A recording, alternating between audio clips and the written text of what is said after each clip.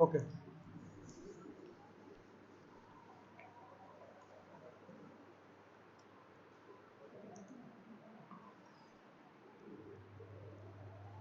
Welcome back. तो अभी हमने जो मेरा प्रीवियस वीडियो था उसमें प्रॉब्लम जो हम लोग सॉल्व कर रहे थे, उस प्रॉब्लम में p की जो वैल्यू है pitch are already calculated and that become 65। ठीक है, 65 हमारी पिच की वैल्यू आ गई थी। तो अगर पिच की वैल्यू जो है 2.5 टाइम्स डी से कम नहीं होनी चाहिए एज पर IS कोड, तो ये जो है दैट्स बिकम 2.5 इंटू डी जो था 20 mm दैट्स बिकम 50 mm, और कोड के हिसाब से पी की जो वैल्यू है वो हमारी 65 mm आ रही है। तो इसके हिसाब से ये 50 mm से कम नहीं होना चाहिए। तो हमारी वैल्यू जो आई थी वो 65 आई थी, तो कोई इशू नहीं है, इट्स ओके। ओके, तो आप यहाँ लिख सकते हैं कि it is all right and safe.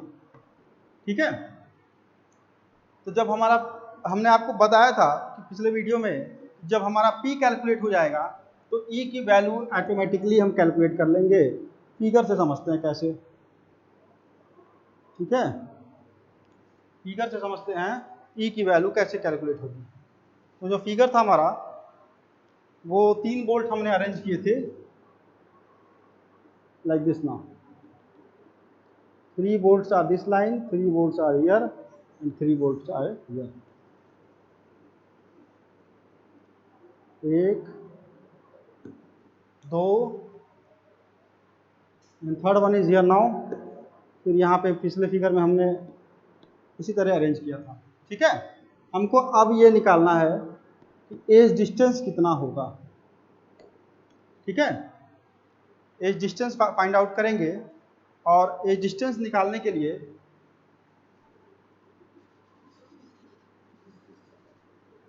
जैसे हमने ऑलरेडी पिच तो निकाल लिया कि पिच हमारा आ रहा है, ये ओवरऑल वैल्यू हमको प्रॉब्लम में गिवन है, और ये वैल्यू है हमारी 210, दैट बिकम्स 210 mm।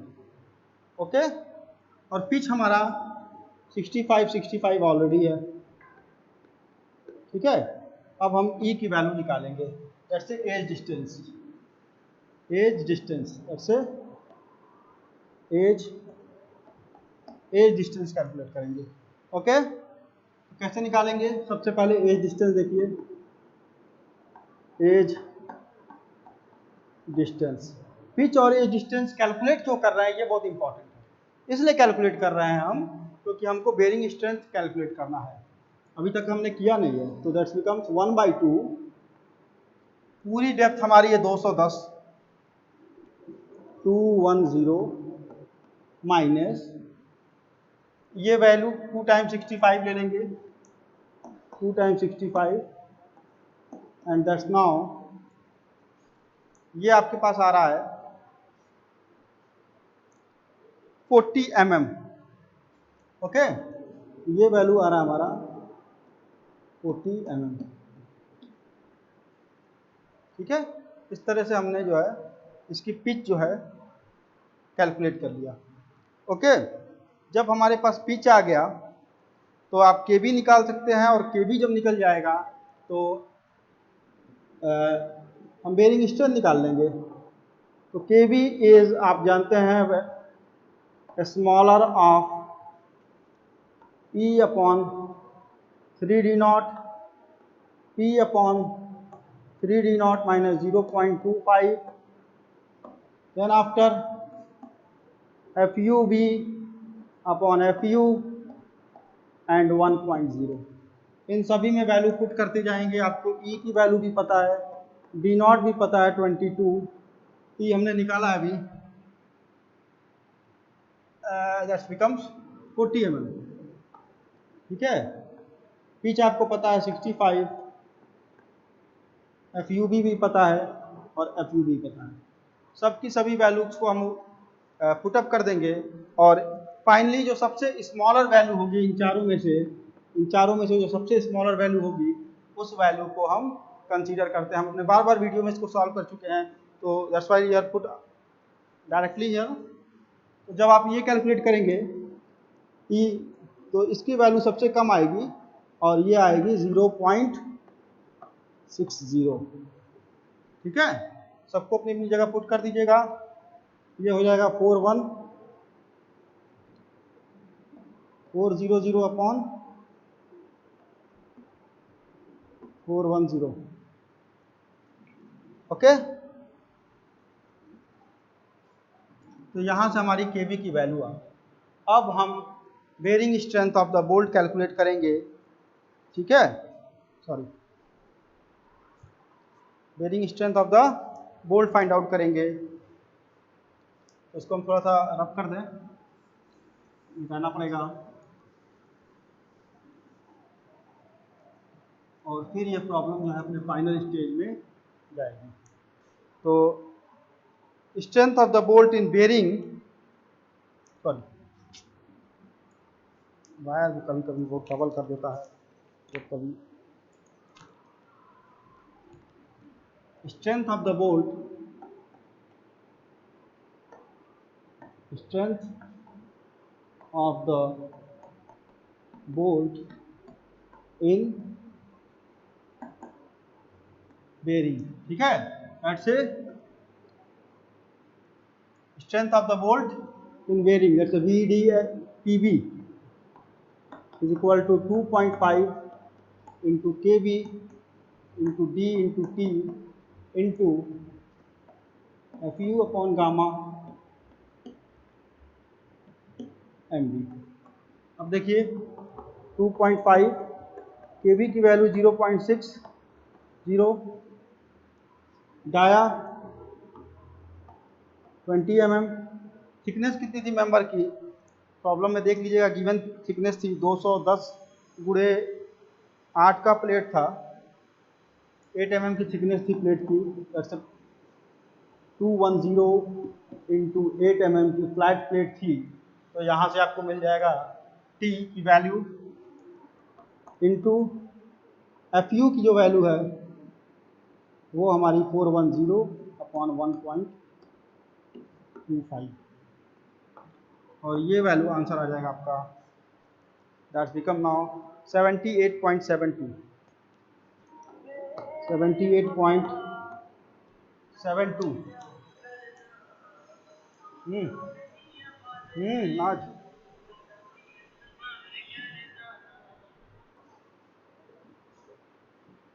ठीक है। तो अब देखिए ये हमारी वैल्यू आ गई 78.72, और जो हमारी प्रीवियस वैल्यू आई थी 45 पॉइंट समथिंग किलो न्यूटन, उससे ज़्यादा आ रहा है, तो दैट्स व्हाई इट्स ओके। तो इस तरह जो है हमने इस प्रॉब्लम को कैलकुलेट कर दिया, नंबर ऑफ बोल्ट कैलकुलेट कर लिया जो प्रॉब्लम में निकालना था। तो ये प्रॉब्लम हमारी अभी कंप्लीट हो रही है। अब हम नेक्स्ट प्रॉब्लम की तरफ बढ़ रहे हैं, और सबसे पहले हम इसको मिटाएंगे और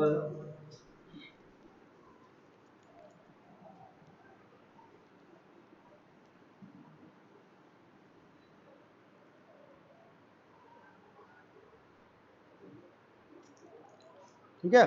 तो नेक्स्ट प्रॉब्लम देखते हैं अभी इसी सीरीज में। ओके, प्रॉब्लम क्या कह रहा है, डिटरमाइन, सबसे पहले मैं प्रॉब्लम लिखना चाहूंगा, that's example number 5.8, example number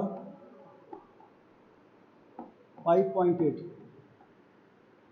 okay, क्या कह रहा है, design joint B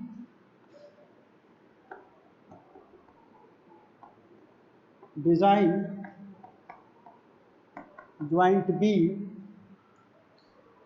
a roof truss as shown in figure,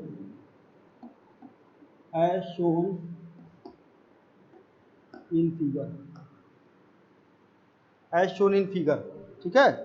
The member are connected with 16 mm dia bolt the member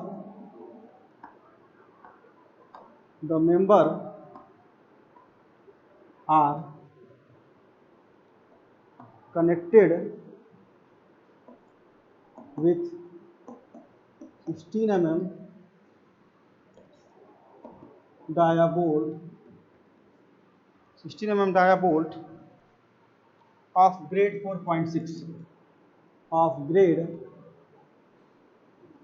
4.6 ठीक है, to the gadget plate to the gadget plate 12 mm thick 12 mm thick। Okay, figure क्या कह रहा है देखते हैं जरा।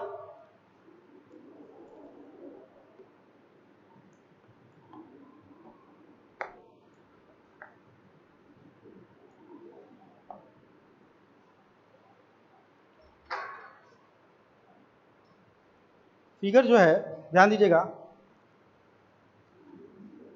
2L is equal to now 70 × 70 × 10 70 × 70 × 10।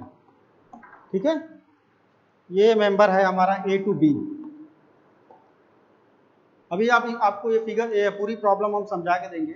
ये प्रॉब्लम क्या कह रही है, ये है BC और यहाँ पे 2L है, that's 2L 80 × 80 × 10 mm, also here not 10 mm। then after BD, ठीक है, BD जो है वो हमारा 60 × 60 × 6 है, दैट बिकम 60 × 60 × 6। और BE जो है 75 × 75 × 8 है। ओके,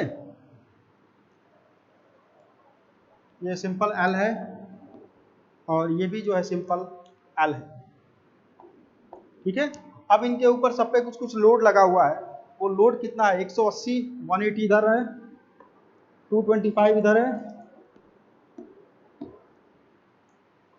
और 75 इधर है, और इस तरफ जो है वो 110 है, 110 किलोमीटर।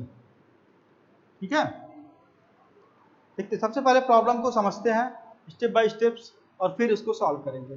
तो क्या कह रहा है, डिजाइन ज्वाइंट बी, हमको ज्वाइंट बी जो है इसको डिजाइन करना है। ठीक है, तो डिजाइन में इसमें क्या है कि हमको ये कैलकुलेट करना, जैसे जो आप बोल दिया ज्वाइंट बी। ठीक है, तो ये समझ जाइएगा कि हमको यहाँ पे ये कैलकुलेट करना है कि कितने नंबर ऑफ बोल्ट जो है यहाँ पे मेंबर्स में लगेंगे। ठीक है, अलग अलग मेंबर्स के लिए हमको कनेक्शंस को डिजाइन करना है। फिर कह रहा है the member are connected with 16 mm dia bolt. Problem में ये भी दिया है कि ये पूरा मेंबर जो है वो 16 mm डाया बोल्ट के थ्रू जो है कनेक्ट होगा। ठीक है, अब क्या कह रहा है, to a gusset plate 12 mm thick. अब ये पूरा कनेक्शन जो है ये किससे कनेक्ट होगा, ये कनेक्ट होगा 12 mm थिक एक प्लेट जो है दैट्स कॉल्ड गजट प्लेट। उस गजट प्लेट से ये पूरा कनेक्शन जो है ज्वाइंट होगा। अब देखिए पहले समझते हैं क्या कह रहा है। जैसे हम मेंबर ए बी की बात कर रहे हैं, आपको प्रॉब्लम सिर्फ अभी हम डिस्कस कर रहे हैं, सॉल्व नहीं कर रहे हैं। अगर हम मेंबर ए बी की बात करें, स्टेटमेंट ध्यान दीजिएगा, अगर मेंबर ए बी की बात करें तो यहाँ पे 2L लिखा हुआ है, यानी कि यहाँ पर ऑलरेडी जो है जो मेंबर है 70 × 70 × 10 का, ऐसे दो मेंबर हैं यहाँ पर इस पॉइंट पर। ओके, यहाँ पर क्या है, दो मेंबर हैं। तो ऑलरेडी यहाँ पे दो मेंबर अवेलेबल हैं और प्लस एक प्लेट अवेलेबल है, दैट्स कॉल्ड गजट प्लेट। दो मेंबर हैं, एक गजट प्लेट है, तो total number of the member जो हो गए हमारे पास 3 हो गए। तो आपको समझ जाना है कि यहाँ पर इस मेंबर के लिए जो भी डिजाइन होगा वो हमारा जब मेंबर 3 होंगे तो शेयर कितना होगा, डबल हो जाएगा। ठीक है ना, सबसे पहली चीज आपको यही ध्यान में रखना है।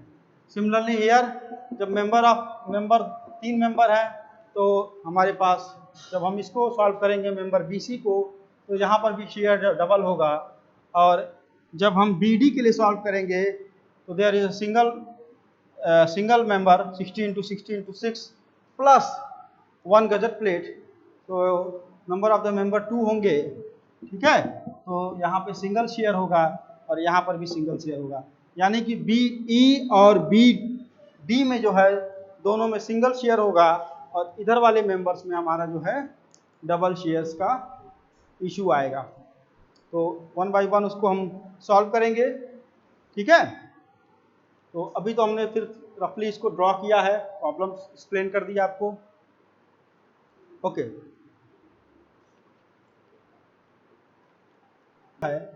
प्रॉब्लम में गिवन डाटा लिखेंगे और उसको सॉल्व करने की कोशिश करेंगे। ठीक है, तो एक एक जॉइंट्स को अलग अलग सॉल्व करना पड़ेगा हमको, सारे को लेकर के।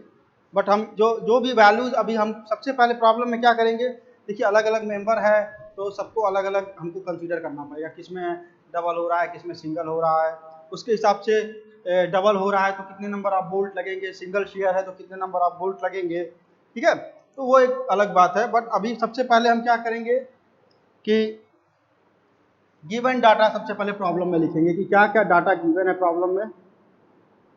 हाँ, गिवन डाटा तो पहले A and B, that's 0.78 pi by 4 into D square. ठीक है, तो यहां से हम जो है A and B की वैल्यू को कैलकुलेट करेंगे। D is equal to now 20 mm, तो ये आ जाएगा 245 mm स्क्वायर सबसे पहले। उसके बाद क्या, FUB is equal to now 400 mega pascal, FU is equal to now 410 mega pascal. Okay, FU then after ये वैल्यू तो आ गई हमारे पास। अब हम आगे बढ़ते हैं, इसमें और क्या क्या लगेगा। सबसे पहले आपको प्रॉब्लम में एक चीज और दिया हुआ है, D0, सॉरी ये जो है आपका 16 mm है, तो ये वैल्यू, सॉरी मैं 20 mm समझ रहा था, तो ये वैल्यू आपकी आएगी 157 mm स्क्वायर। ओके, 20 mm के लिए 245 आती है, तो यहाँ से आप करेक्शन कर लीजिएगा थोड़ा सा। अब देखिए अब क्या दिया है, D की जो वैल्यू दिया है प्रॉब्लम में, small d is equal to 16 mm, D0 जो है 16 + 2 is equal to now 18 mm। ठीक है, तो यहाँ तक तो जो है इनिशियल हम गिवन डाटा सिर्फ लिखे हैं, प्रॉब्लम से कुछ भी इंसर्ट नहीं किए हैं, सारी की सारी वही वैल्यू है जो प्रॉब्लम में दी हुई है। ठीक है, तो नीचे वाले पोर्शन को हम थोड़ा सा क्लियर कर दें।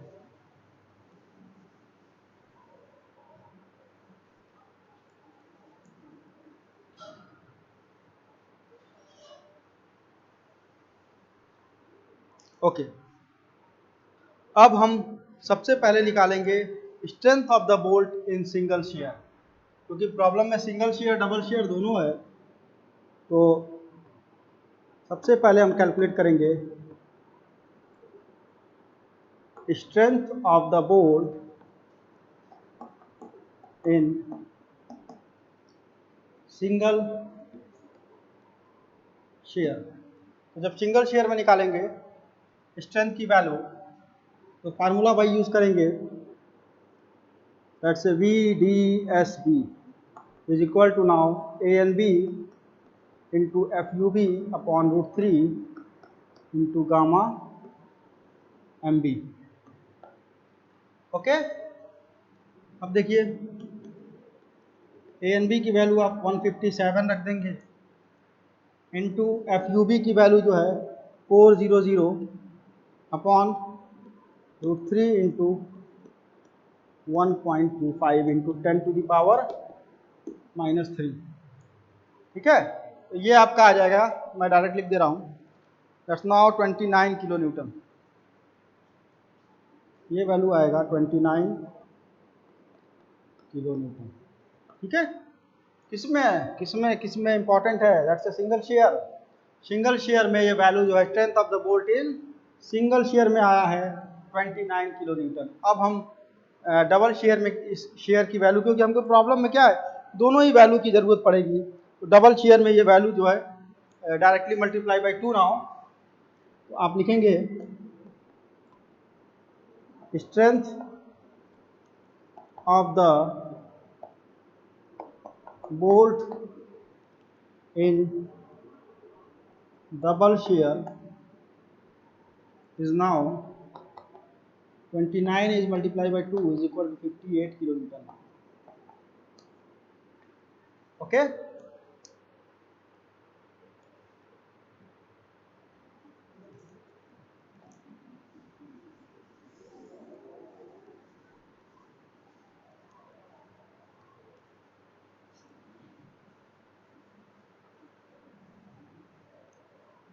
तो हमने क्या किया, पहले शेयरिंग स्ट्रेंथ निकाल लिया सिंगल शेयर में और डबल शेयर में, दोनों निकाल लिया, क्योंकि हमको प्रॉब्लम में दोनों की ही ज़रूरत पड़ने वाली है, और बेयरिंग स्ट्रेंथ की भी ज़रूरत पड़ेगी प्रॉब्लम में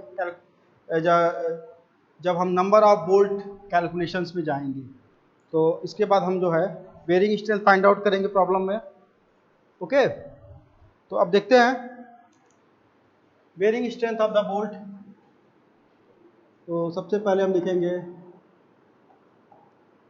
bearing strength of the bolt that becomes 2.5 into kb into d into t into fu upon gamma mb। इस फार्मूले का यूज करेंगे bearing strength of the bolt निकालने के लिए, दैट्स कॉल्ड BDPB। ओके, तो सबसे पहले इसमें जो जिसकी ज़रूरत पड़ेगी वो है केबी। प्रॉब्लम तो हमने मिटा दिया है, ठीक है। तो केबी के लिए क्या क्या गिवन है आप देख लीजिए। प्रॉब्लम में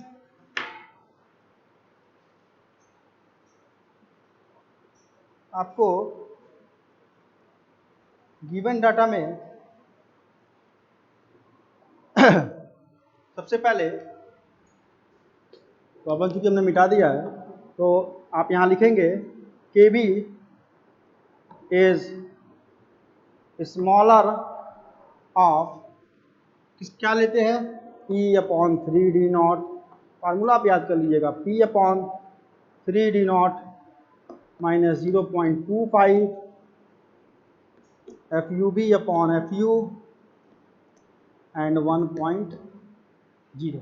इसमें से जो हम मिनिमम वैल्यू है उसको हम केबी में कंसीडर करते हैं। तो 1 बाई 1 देखते हैं, पहले सबको सॉल्व करना पड़ेगा, ठीक है। D0 की वैल्यू 18 mm हो जाएगी, 16 + 2, ठीक है। FUB और आप FU जान ही रहे हैं, P जो है मिनिमम आप ले लेंगे, दैट्स 2.5 टाइम्स D, और E जो है एज डिस्टेंस, ये आप कैसे लेंगे एज डिस्टेंस, एज पर डाया ऑफ द बोल्ट, ठीक है, that's now called nominal dia, ठीक है, नॉमिनल डाया ऑफ बोल्ट। तो बाय यूजिंग टेबल का हम लोग यूज करेंगे और वहां से इसको कंसीडर करेंगे कि नॉमिनल डाया के लिए जो है हम कितना एज डिस्टेंस कंसीडर करें। तो एज्यूम कर सकते हैं आप, ठीक है। हम यहाँ पे एज्यूम कर ले रहे हैं E is equal to, assume edge distance, that's E is equal to, now आप कितना भी ले सकते हैं 40 mm, अगर आप टेबल यूज कर लीजिए तो अच्छा है, ठीक है। तो अब जो है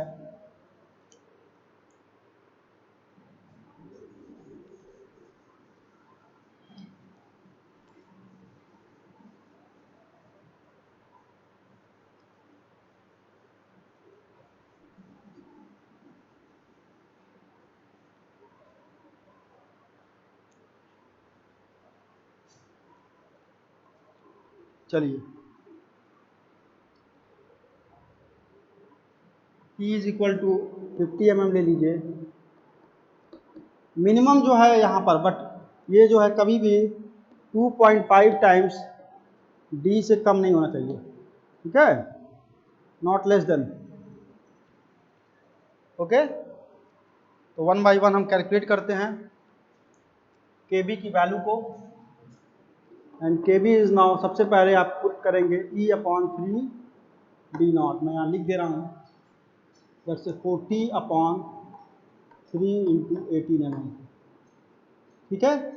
उसके बाद P/3 D0 minus 0.25 is equal to P is equal to 50 mm upon 3 D0 minus 0.25, okay. Then after FUB upon FU, इसकी वैल्यू आप जानते ही हैं 0.9 समथिंग आती है, एंड 1.0, ठीक है। तो ये प्रॉब्लम हम अपने नेक्स्ट वीडियो में पूरा कंप्लीट करेंगे, क्योंकि इट्स टाइम कंज्यूमिंग, काफ़ी बड़ी प्रॉब्लम है। तो नेक्स्ट वीडियो में हम इसको कंप्लीट करेंगे।